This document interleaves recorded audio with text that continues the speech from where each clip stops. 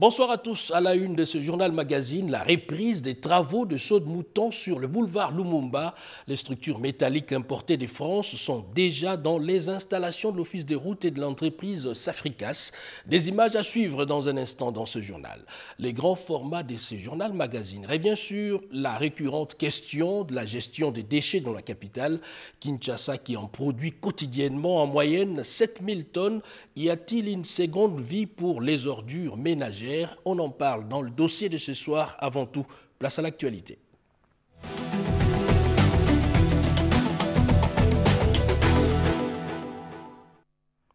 Encore une fois, bienvenue à tous. Ils ont lutté aux côtés de l'UDPS, les forces alliées de cette formation politique. Du moins, une délégation a été reçue par le chef de l'État Félix-Antoine Tshisekedi. Le président de forces alliées de l'UDPS, Laurent Batoumona, fait ici les points de ces échanges au micro d'Anakle Mulunda. Suivez.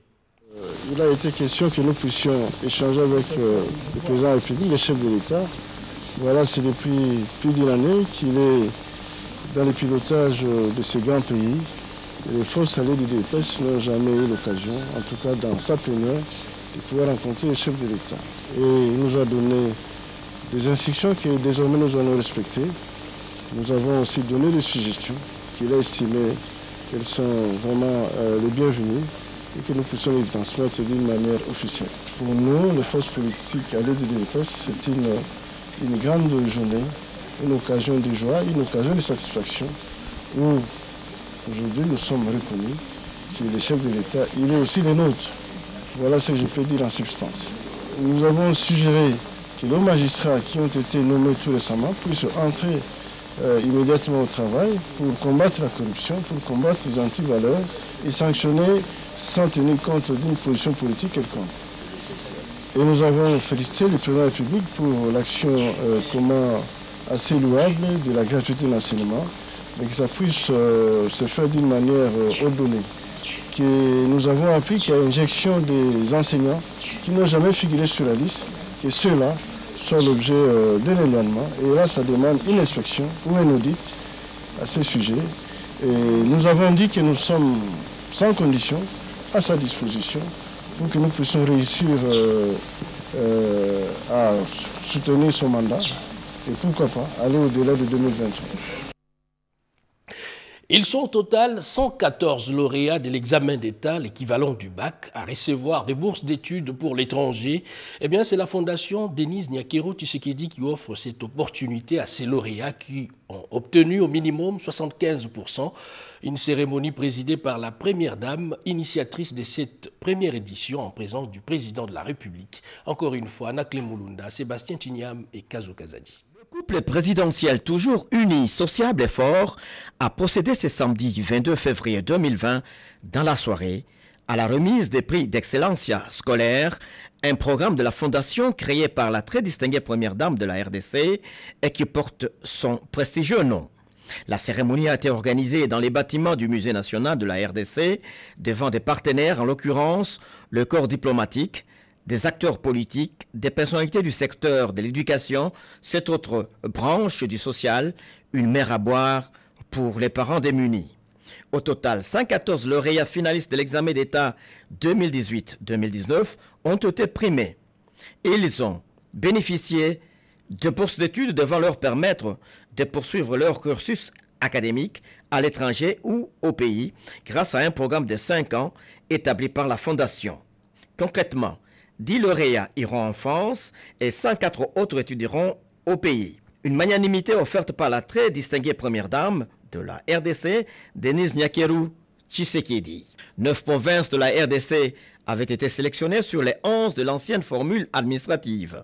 Le candidat devrait obtenir le minimum de 75% pour être admis à la première édition du programme d'excellence. Initiative louable de l'épouse du chef de l'État qui s'ajoute à la gratuité désormais irréversible décrétée en RDC par son tendre époux. Pour les accompagner et mieux les outiller, les heureux finalistes ont reçu du matériel informatique de la Fondation. Des certificats, des trophées et des écharpes insignes de la Fondation ont été distribués par les personnalités, notamment le président de la République, la très distinguée première dame, l'ambassadeur de France, l'ambassadeur du Maroc et les ministres ayant en charge le système éducatif congolais. Mais auparavant, Maman Denise Nyakero Tshisekedi avait dévoilé sa vision.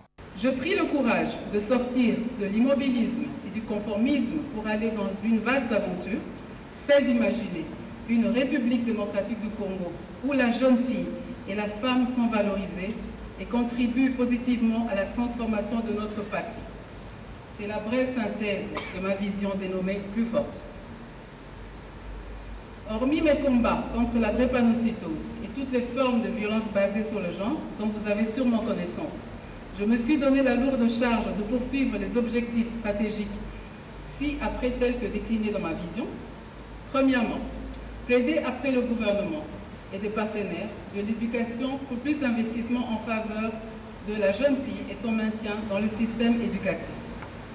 Deuxièmement, participer au renforcement du leadership des jeunes filles et des adolescentes en vue de leur permettre de réaliser leur potentiel.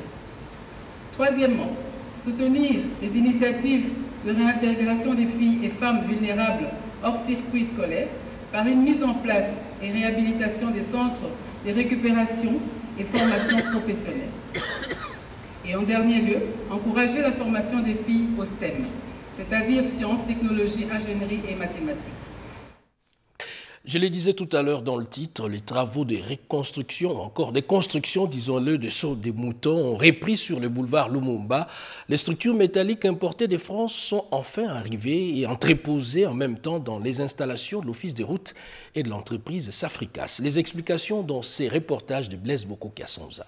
Les travaux de construction des sauts de moutons se poursuivent normalement sur l'axe échangeur délimité aéroport international d'Ondjili après le passage du chef de l'État Félix-Antoine Tshisekedi Tshilombo. S'agissant des structures métalliques importées de France, ces poutres sont toutes à Kinshasa. Elles sont actuellement entreposées à Kingabwa dans les installations de Safricas, entreprise en charge d'exécuter les travaux. Une autre partie, embarquée dans 9 conteneurs, a été déchargée à la direction de gestion et maintenance du matériel de l'Office des routes situé sur l'avenue Poilour à Limete. Ces structures métalliques, dont certaines se trouvent déjà sur le site de Debonom, seront installées dans tous les sites prévus dans le projet suivant le planning établi. C'est la résultante de la dernière visite du chef de l'État, Félix-Antoine Tshisekedi Tshilombo, qui a instruit le gouvernement central à financer les travaux afin de doter Kinshasa des ouvrages capables de résoudre l'épineux problème de bouchons dans la capitale. Le souhait le plus ardent du président de la République est de voir ces travaux se terminer le plus rapidement possible, car au mois de juin prochain, la République démocratique du Congo totalise 60 ans depuis son accession à l'indépendance. Et le meilleur cadeau d'offrir aux Kinois serait l'inauguration de ces ouvrages qui seront à mettre à l'actif du président de la République, Félix-Antoine Tshisekedi Tshilombo. La province du Lualaba, un véritable chantier à ciel ouvert où tout s'est construit, où s'est reconstruit. Tout récemment, le gouverneur de province Richard Mouyej a visité les travaux d'élargissement du tunnel pour désengorger la circulation dans la ville de Kolwezi. C'est un reportage de la RTNC Lualaba. Suivez. Kolwezi est un centre d'affaires. Les embouteillages inquiètent 2 fois. Pour pallier cela, Richard Mouyej a initié avec son gouvernement un projet d'élargissement du tunnel, un chantier qu'il a visité pour la toute première fois ce vendredi 21 février. Selon le chef de chantier, tout se passe comme prévu. Pendant quelques minutes, le patron de l'exécutif a supervisé ces travaux. Il en était satisfait, bien que le projet doit connaître quelques aspects additionnels. C'est un chantier délicat, il faut y aller lentement. À mon avis, l'évolution est bonne, et même très bonne, parce qu'il faut faire des choses, des ouvrages qui durent. Il y a beaucoup de véhicules maintenant à Kolwezi. Je me rappelle encore il y a 4 ans quand on arrivait, et aujourd'hui ce sont des milliers de véhicules. La province elle-même en a plus de 100. Donc c'est un véritable problème, ça constitue un bouchon. Aux heures de pointe, il faut assurer la fluidité.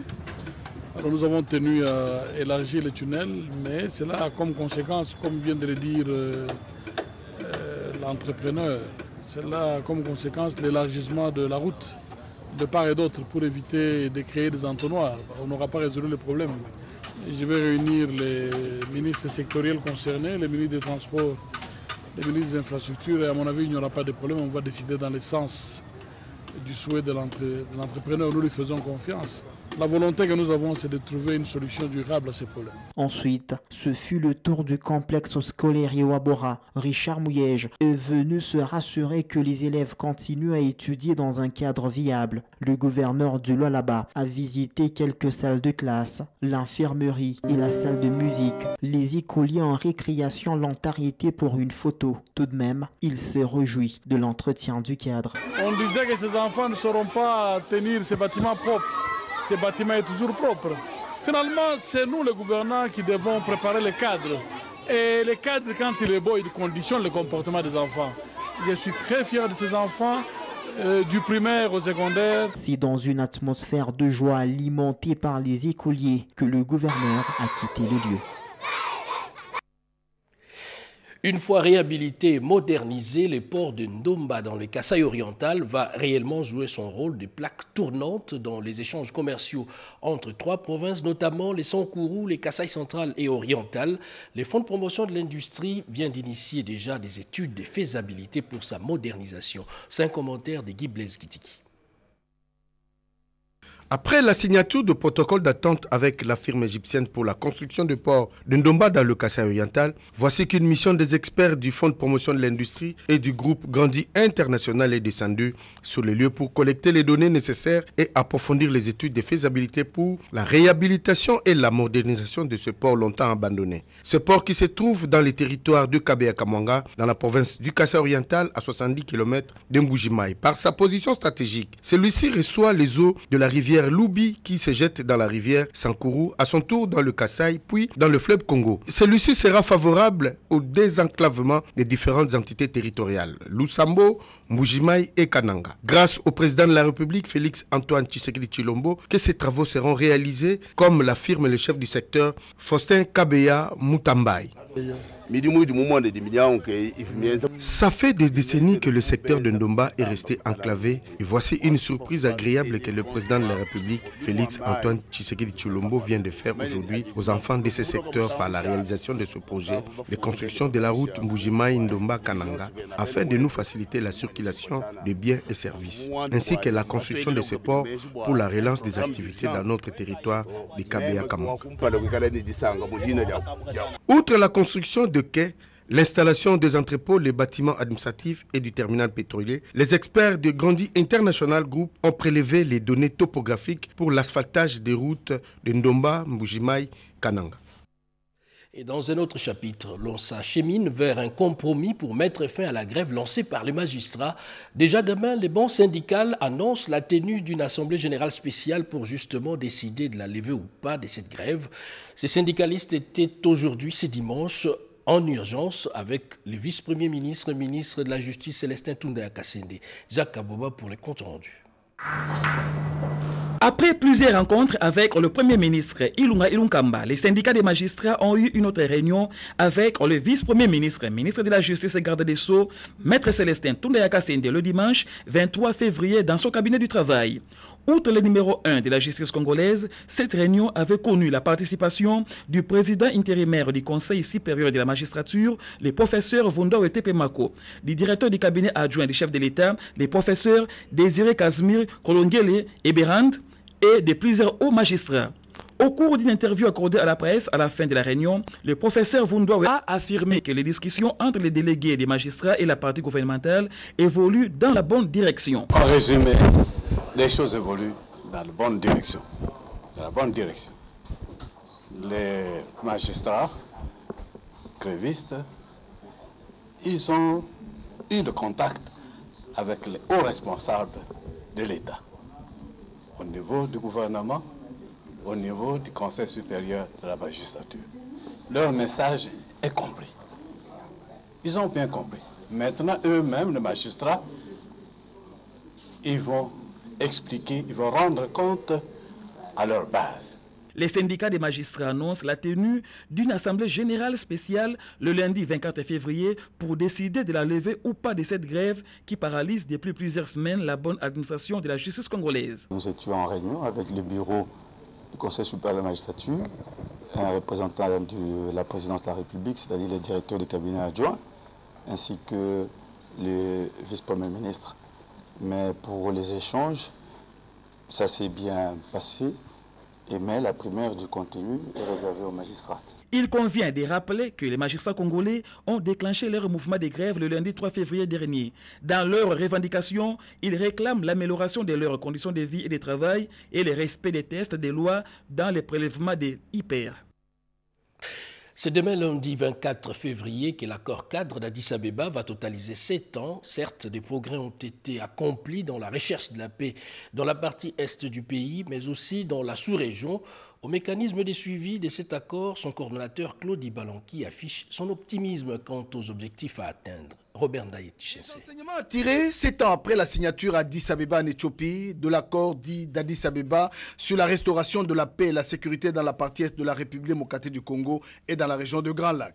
Les 13 pays africains signataires de cet accord, aux côtés des organisations sous-régionales et internationales, avaient pris un certain nombre d'engagements dont la majeure partie a été respectée. Dans ces engagements, la République démocratique du Congo fait montre de bonne foi et de détermination dans la mise en œuvre des engagements. Plusieurs réformes ont été amorcées et poursuivies. La sécurité et la coopération pour la République démocratique du Congo et la région de Grand Lac demeurent la préoccupation majeure du président de la République, Félix Antoine Tshisekedi Tshilombo, une année après la passation pacifique et civilisée à la tête du pays. La réforme de l'armée et de la police a permis à la République démocratique du Congo d'être objectivement classée depuis 2016 au 8e rang des puissances militaires en Afrique. L'alternance démocratique et pacifique réalisée à la suite des élections du 30 décembre 2018 est une preuve éloquente de la volonté du peuple congolais et des institutions de la République démocratique du Congo qui fonctionnent normalement de contribuer significativement à la pacification de la région. 7 ans après, les pays de la région s'étaient engagés à ne pas tolérer ni fournir une assistance ou soutien quelconque aux groupes armés pour déstabiliser les voisins. Même si les armes crépitent encore à Béni 7 ans après, avec son cortège de morts chaque jour, même si plus de 6 mois que les miliciens de la FRPI sont regroupés au site de précantonnement à 5 km de Guéti, estimé à plus de 2500, ainsi que leurs dépendants, même si la signature de l'accord de paix avec le gouvernement de la République démocratique du Congo pour leur démobilisation, la République démocratique du Congo a enregistré des progrès importants. Les défis sont énormes et les attentes aussi. Ces défis et attentes jonchent les parcours de la République démocratique du Congo au sujet de la nécessité de la mise en œuvre effective de l'accord cadre d'Addis Abeba. Les coordonnateurs du comité exécutif du mécanisme de suivi de l'accord cadre, Claude Ibalanki Kolomba, restent optimistes et croient que la République démocratique du Congo franchira le cap vers l'idéal. Des maisons appartenant à l'État congolais spoliées dans les communes de Maluku et Nsele. Le nombre avoisinerait 1300 maisons, c'est énorme. Le ministre d'État, ministre de l'Urbanisme et Habitat, Puismois Bouilou, met en garde les concernés. Eric Abamba et Hussein Dala. C'est un acte social de grande importance que vient déposer le ministère de l'Énergie, ce dans le volet du programme d'urgence du chef de l'État, président de la République, Félix Antoine Tshisekedi Tshilombo.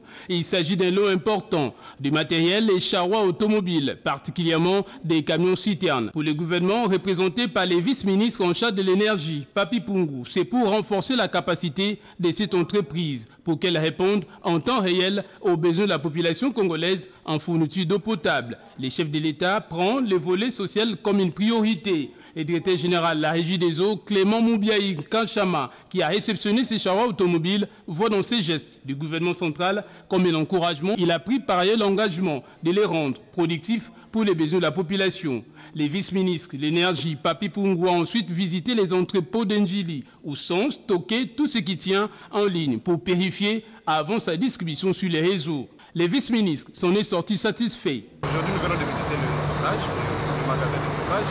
On nous a dit qu'il n'y avait pas de produits chimiques. On est en train de servir de l'eau non potable. Et avec vous, les hommes des médias, nous venons de constater que les produits chimiques sont là. Le laboratoire que nous venons de visiter est en train d'être sous le contrôle de l'Office congolais de contrôle. L'OCC est en train de vérifier toutes les spécificités nécessaires pour que l'eau puisse être servie au niveau de la population, que ce soit de l'eau potable. Les autorités de la Régie des eaux fournissent vraiment des grands efforts pour servir à la population quinoise de l'eau potable et lutter contre les maladies. L'usine d'Ndjili, qui assure les traitements d'eau potable, a réputation d'être l'une des grandes centrales en Afrique.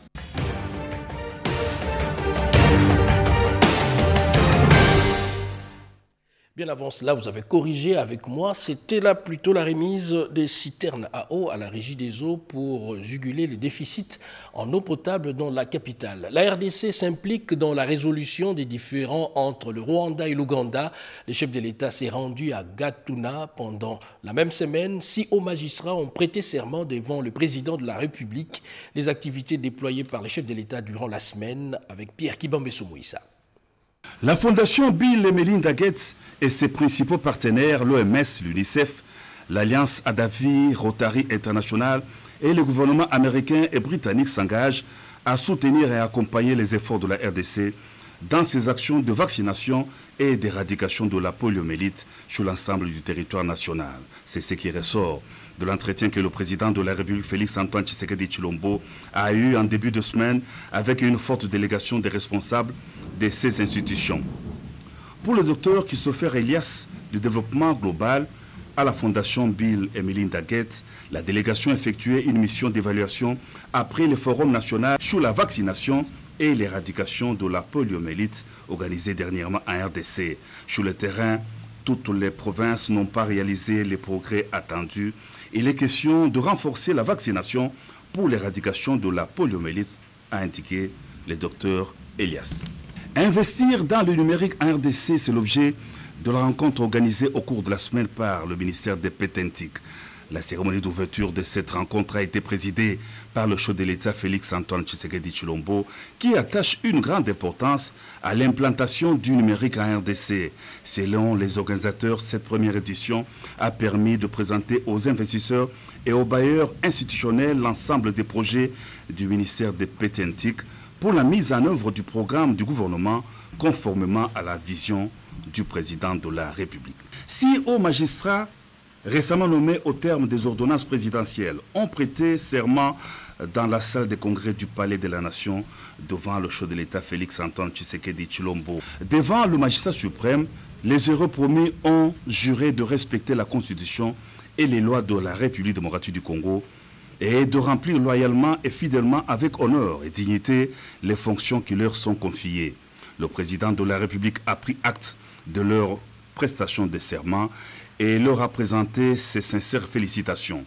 La nomination de nouveaux animateurs au sein de l'appareil judiciaire vient de jeter les bases de la rupture d'une justice décriée et laisser la place à une justice susceptible d'élever la nation et insuffler un nouveau vent au sein du pouvoir judiciaire, a souligné la conseillère principale du chef de l'État au collège juridique Nicole Ntumba Boacha dans son allocution des circonstances. Le président de la République Félix Antoine Tshisekedi Tshilombo a quitté Kinshasa vendredi pour Kigali. Le chef de l'État s'est rendu à Gatuna, à une centaine de kilomètres à la frontière ougando-rwandaise. C'est là que s'est tenue la 4e quadripartite Ouganda, Rwanda, RDC, Angola.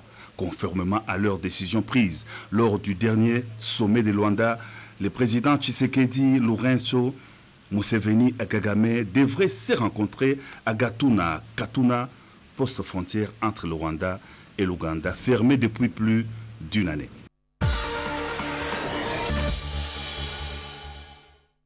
Une semaine riche en informations. D'abord, ces graves accidents de circulation sur la route bypass qui a coûté la vie à plusieurs personnes et les prix des biens de consommation qui galopent. Le gouvernement lance alors une mission de contrôle des prix sur le marché. L'actu de la semaine en 5 minutes dans ces condensés de Getty Omatuku. La semaine qui s'achève a été riche en événements. Elle a débuté avec le tirage au sort de la 6e édition du CHAN Cameroun 2020 et la République démocratique du Congo dans un groupe passable avec la Libye tenant du titre, le Congo-Brazzaville et le Niger. Tous ces pays font partie du groupe B. Cette compétition qui met en valeur les talents et les prouesses des joueurs évoluant dans les championnats nationaux va débuter le 4 avril et le vainqueur sera connu le 25 avril prochain. Grave accident des circulations sur la route bypass, précisément au triangle de l'université de Kinshasa. Un camion de type Ben appartenant à une entreprise chinoise en provenance de Mongafula qui roulait à vive allure a connu une panne de frein et l'engin a ramassé tout sur son passage, véhicules, motos et piétons. Des morts et des blessés graves, une tragédie qui a endeuillé toute la République. Et les cliniques universitaires où ont été acheminés des blessés fait face à une pénurie de sang, un appel auquel a répondu l'épouse du chef de l'État Denise Nyakeru Bassirou Tshisekedi qui a fait un don de sang. Au-delà de ces gestes louables visant à sauver des vies, la question du contrôle technique des véhicules exécutés il y a peu mérite d'être relancée et que justice soit faite. Le chauffeur et les responsables de ce camion Ben doivent répondre devant la justice. Un autre cas d'accident de circulation dans le Sankourou où le pire a été évité. Un véhicule de la centrale d'approvisionnement des médicaments de cette province a fini sa course dans un ravin. Cet engin transportait la cargaison des produits pharmaceutiques destinés à la lutte contre la rougeole dans le Sankourou. Et la population de ce coin du pays lance un cri de détresse à l'endroit des autorités. Au chapitre des travaux publics, on constate la reprise de travaux de construction des sauts de moutons à travers la capitale. L'exécution de ces ouvrages a connu un ralentissement, un dossier pris à bras le corps par le gouvernement de la République qui tient à la matérialisation de ces infrastructures dans un délai raisonnable. Le vice-premier ministre, ministre des infrastructures, travaux publics et reconstruction, Willing Post, a effectué une descente pour s'enquérir du niveau d'avancement de ces travaux. Le chantier de Sosimat a constitué la première étape de sa visite. Et dans la commune de Lagombe, certains immeubles de l'État occupés par des particuliers affichent un visage d'abandon et des délabrements avancés par manque d'entretien et d'hygiène de la part des occupants. Un constat amer fait par le ministre d'État, ministre de l'Urbanisme et Habitat, Pius Mwabilou, qui a fustigé se laisser aller lors de sa visite de quelques immeubles de l'État se trouvant dans cette municipalité. Occasion pour lui de sensibiliser sur la propriété et la protection de biens de l'État. Joli coup de filet du commissariat provincial de la police nationale ville de Kinshasa qui a mis la main sur plus de 100 malfrats, 31 bandits opérant à main armée. Ces criminels, auteurs de plusieurs meurtres forfaits, vont subir la rigueur de la loi. Et 70 inciviques appelés communément Koulouna, eux avec armes blanches, extorquent, blessent et troublent la quiétude des paisibles citoyens. Tous ces hors-la-loi ont été présentés à la presse par le commissaire provincial ville de Kinshasa, Silvano Kassongo. La présidente de l'Assemblée nationale a effectué une tournée dans l'est de la République démocratique du Congo pour sensibiliser la population de ce coin du pays sur la paix. Après Goma, Beni, Bunia, Janine Mabunda est arrivée à Bukavu pour un réconfort en faveur de nos compatriotes de l'Est. Par ailleurs, elle a visité la route nationale numéro 2 qui risque de s'effacer de la carte du Congo si l'on n'y prend pas garde.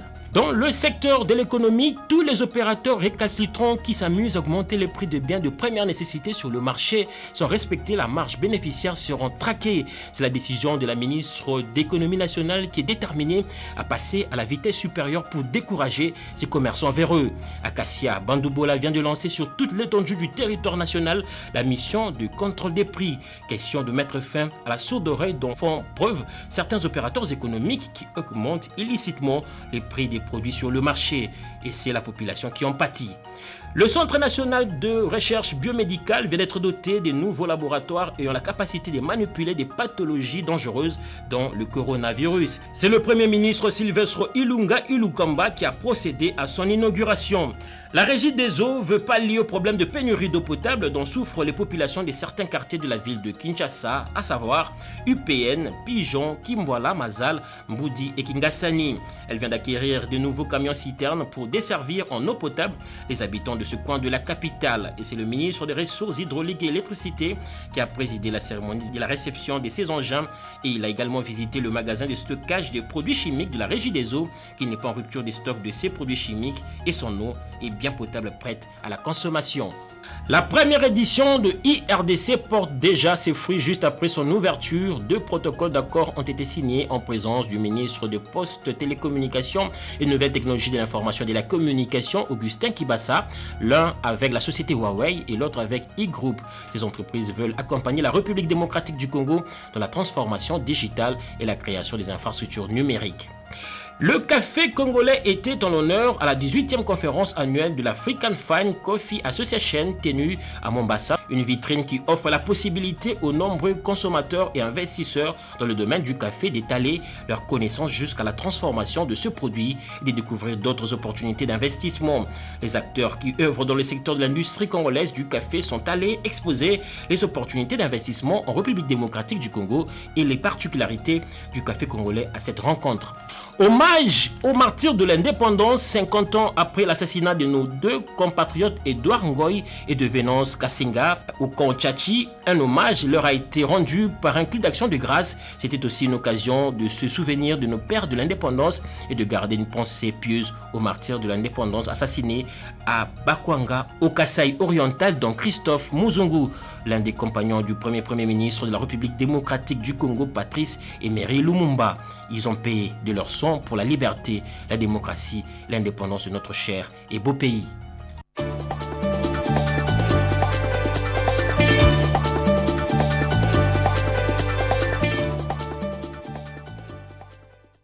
Eh bien, la presse à papier est revenue également sur certains sujets d'actualité pendant la semaine. C'est une sélection de Jean-Pierre Ndolo Demazou.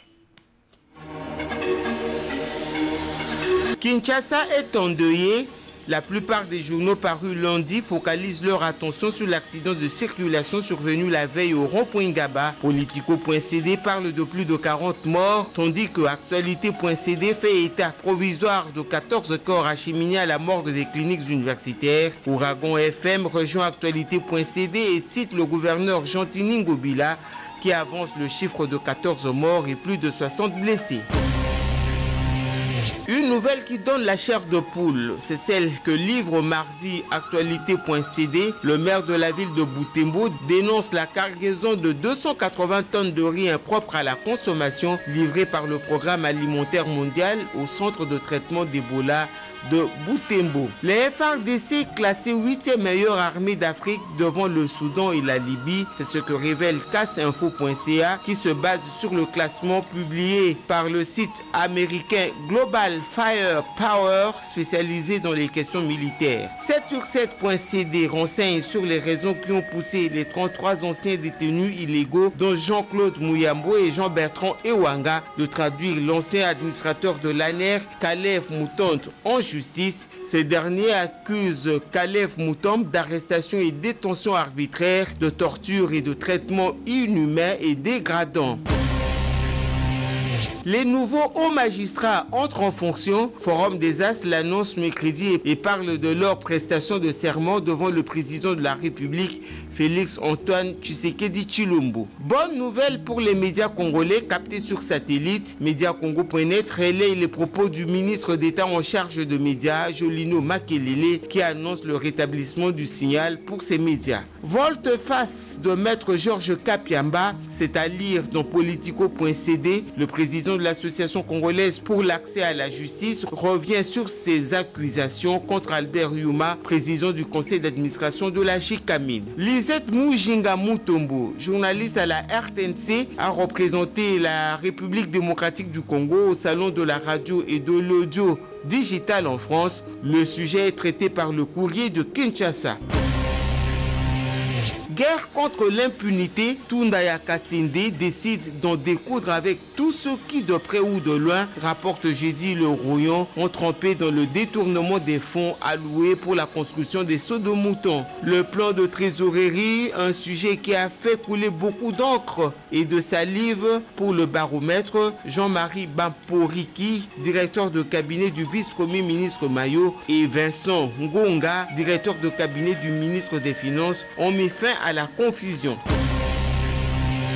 Vendredi, l'avenir lâche. Le sommet des chefs d'État des Grands Lacs n'aura plus lieu le 24 février 2020 à Addis Abeba. Le report, selon le journal, est dû au manque des moyens financiers. L'incertitude plane à l'université de Kinshasa. C'est le constat fait par la Prospérité qui ne croit nullement à la rentrée académique prévue dans 3 jours. Une nouvelle naissance dans la famille communicationnelle en République démocratique du Congo. Il s'agit d'Étiquette Magazine, une publication du bureau de la conseillère du chef de l'État chargé des relations publiques, Bibiche Kabengele, signe l'éditorial qui fait part des signes de changement amorcés par le chef de l'État Félix Tshisekedi depuis sa prise de fonction.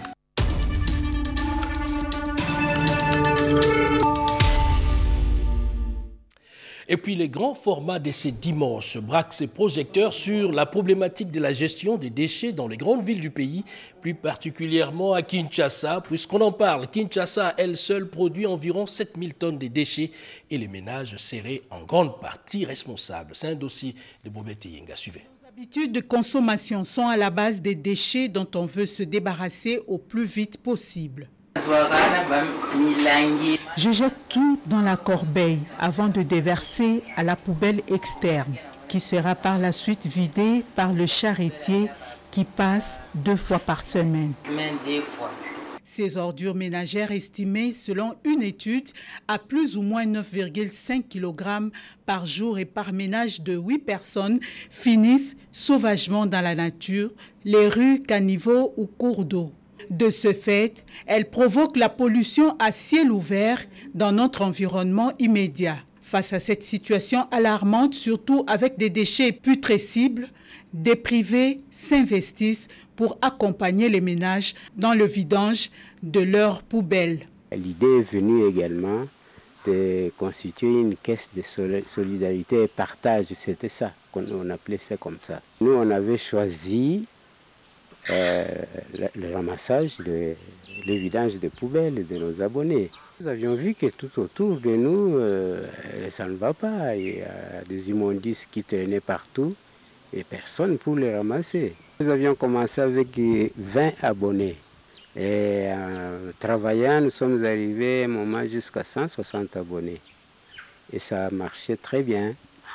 Nous opérons dans les quartiers, le quartier Ipen, Télécom, ici à Pigeon.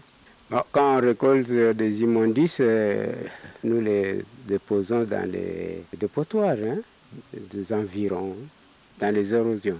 Vider les poubelles, c'est bien, mais leur donner une nouvelle chance, c'est mieux. Roger Kizungu expérimente le principe de transformation des déchets d'une composante en intrant pour fertiliser le sol. Il encourage les ménages quinois à lui emboîter les pas. Les déchets qui ennuient les ménagers, ce sont souvent les déchets qui sont biodégradables. En allant à la poubelle, ça pourrit et ça crée des odeurs nauséabondes. Alors maintenant ici, le principe c'est de vouloir les transformer à partir des vers de terre. Nous avons 3 bacs comme ça qui sont troués et le principe c'est que nous alimentons les vers de terre à partir d'un bac. Ce sont des vers qui sont des vers rouges et qui ne vont pas au-delà de 20 cm. Ce sont les laboureurs naturels, ils les transforment. Si chaque famille récupérait ne fût-ce qu'un kilo de déchets par jour, si on multiplie par 2 millions de ménages, ça ferait déjà 2 millions de kilos. Donc 2000 tonnes de déchets qui seraient récupérés. Il y aurait de moins en moins de déchets qui vont pourrir au niveau de nos déchetteries et donc moins d'odeur et on récupère beaucoup de compost. L'inquiétude peut-être que les gens pourraient avoir, c'est de dire le ver de terre c'est un peu répugnant, mais vous voyez vous-même que le ver de terre vous ne le voyez pas. Ils sont très discrets, ils ne peuvent pas quitter là où on les met et ils ne donnent pas les odeurs. Donc c'est vraiment un allié très très bon. La gestion des déchets est l'affaire de tous. Si elle est assurée au niveau de la cellule de base, c'est-à-dire la famille, le suivi sera bien facile à tout le niveau. N'oublions pas que les décharges publiques ou de transit se nourrissent des mamelles de nos petites poubelles respectives. Et le plan de trésorerie qui a fait couler beaucoup d'encre et de salive la semaine et qui du reste n'est pas à confondre avec le budget qui est l'ensemble des prévisions des dépenses et des recettes de pouvoir public. Les explications à travers cette interview. C'est pour asseoir une gestion efficace, tenir compte des recettes qui seront réellement réalisées, pour lesquelles nous devons maîtriser les dépenses en dégageant des priorités. Nous ne pouvons pas prendre le chiffre du budget de toute l'année, mais nous allons aller étape par étape, périodiquement. Étant donné que nous sommes encore au début de l'année 2020, nous devons maîtriser. Prenons pour des recettes prévues de 10 millions, par exemple. Je donne un exemple de 10 millions. Mais nous pourrons dire au premier trimestre, nous ne pourrons pas atteindre les 10 millions. Nous pourrons atteindre peut-être au lieu de 2,5 fois 4 qui nous donne 10, mais nous allons dire non, pour le premier trimestre, nous ne sommes pas en mesure d'atteindre 2,5. Mais nous pouvons atteindre, prenons 1,5. Et sur les 1,5 que nous aurons à atteindre, nous pouvons dégager les priorités des dépenses, donc ça ne pose pas de problème. Suivant la recommandation du Fonds monétaire international qui a poussé les ministères à élaborer ce plan de trésorerie, il est périodique, mais au cours des prochains trimestres, nous pourrons aller au-delà compte tenu des réformes qui seront engagées par le Fonds monétaire international qui va nous accompagner. Donc il faut que nous puissions être calmes et voir comment ça sera piloté, étant donné que le budget il est là, il n'est pas réduit. La prise en charge des frais de funérailles des agents de l'État, parfois, ça il faut qu'on se le dise, pose problème et l'on est en voie de trouver une solution. Une convention d'assurance collective obsèque a été signée entre la société Rossure Assurance et le ministère des Affaires sociales. Serge Mata et Jean-René Kabamba. Avec cette convention d'assurance collective obsèque au bénéfice des agents et fonctionnaires de l'État, il s'agit d'une assurance qui permet lors de la réalisation du sinistre, à savoir les décès, les paiements d'un capital aux bénéficiaires désignés. La signature de ces partenariats inaugure une nouvelle ère en République démocratique du Congo et ouvre la voie à l'amélioration des conditions sociales tant souhaitées. La cérémonie de ce jour est donc le couronnement et la matérialisation d'un vœu devenu aujourd'hui une réalité. Ce vœu étant celui de rendre la dignité aux agents et fonctionnaires de l'État congolais. À cette occasion, la ministre des Affaires sociales, Rose Boyata Mokaondjou, est revenue sur la problématique de la prise en charge des frais funéraires des agents et fonctionnaires de l'État en République démocratique du Congo. Qu'il me soit permis de remercier Son Excellence, Monsieur le Président de la République, chef de l'État, Son Excellence Félix Antoine Tshisekedi Tshilombo et le Premier ministre, chef du gouvernement, Son Excellence Monsieur Sylvestre Ilunga pour la mise en œuvre de la boussole de l'action gouvernementale ainsi que la mesure de sa détermination. Première société d'assurance à avoir obtenu l'agrément pour exercer dans la branche vie en République démocratique du Congo, Rossure Life SA est une société engagée à accompagner les ménages, les sociétés et les particuliers en leur proposant des solutions adaptées à leurs besoins via des produits d'assurance spécifiques. L'Union pour la nation congolaise réitère son soutien à la coalition FCC-CACH. Les membres du gouvernement issus des rangs de ces partis se sont retrouvés autour du secrétaire général Aimé Boji Sangara. Willy Atounakov pour d'autres détails. Le ministre et vice-ministre membres de l'Union pour la nation congolaise, UNC, se sont retrouvés samedi 22 février 2020 autour de leur secrétaire général, honorable Aimé Boji Sangara, au siège national du parti dans la commune de Barumbu à Kinshasa, où ils ont passé en revue toutes les questions politiques de l'heure en général et celles spécifiques au parti. Il s'agit de leur première rencontre officielle avec les staffs dirigeants de cette formation politique, chère à l'honorable Vital Kamerhe, depuis leur élévation aux fonctions de membres du gouvernement Ilunkamba. S'agissant des questions spécifiques relatives à l'UNC, l'honorable Aimé Boji Sangara, qui tient à mobiliser toutes les ressources nécessaires pour le bon fonctionnement de son parti, a rappelé aux ministres qu'ils sont avant tout mandataires du parti dans leurs portefeuilles respectifs. Par conséquent, ils ont le devoir de garder la proximité et la communion non seulement avec la hiérarchie et toutes les structures du parti, mais aussi et surtout avec les élus nationaux et provinciaux, sans oublier la base.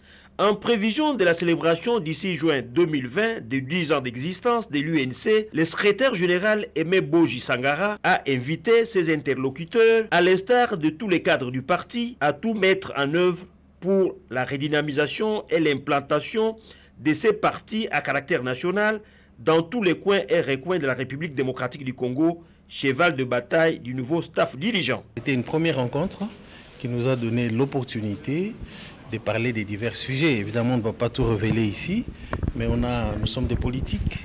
Ce sont des acteurs politiques de premier rang qui sont au gouvernement.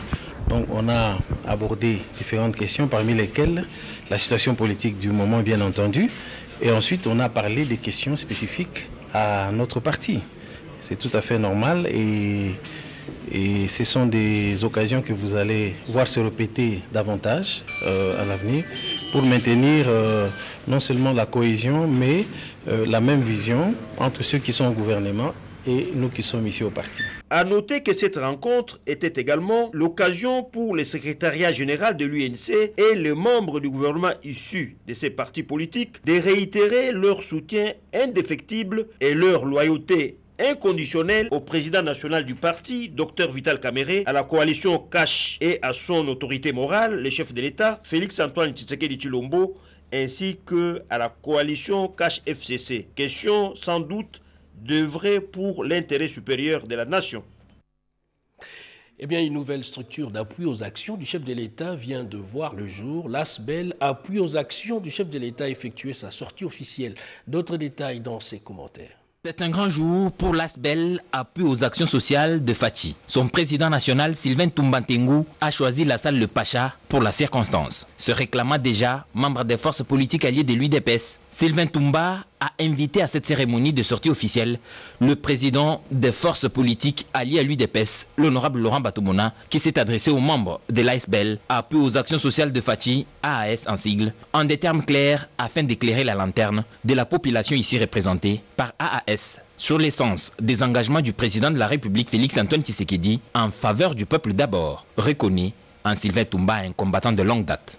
Il avait besoin que les forces politiques allaient de l'UDPS. Donc aujourd'hui, il est membre à travers son association, que nous puissions être présents avec les autres amis, tels que vous voyez le président Amici. Donc nous sommes venus les soutenir, les réconforter, pour que ces membres puissent admettre aujourd'hui qu'à ses côtés, il a des poids lourds de la vie politique de la RDC, parmi lesquels Laurent Batoumona, qui est coordonnateur des forces politiques. Et d'autre part, nous avons voulu que le peuple ne soit pas mis en désordre. Il ne reste plus que le challenge de l'implantation sur le territoire national de l'ASBEL, appui aux actions sociales de Fachi AAS. Et voilà, c'est la fin de ce journal magazine du dimanche sur la RTNC. Minuit, retrouvez Lisette Moujinga pour la suite de l'actualité. Et demain, c'est déjà lundi. Bon début de semaine à tous. Passez une agréable soirée sur nos antennes. Bonsoir.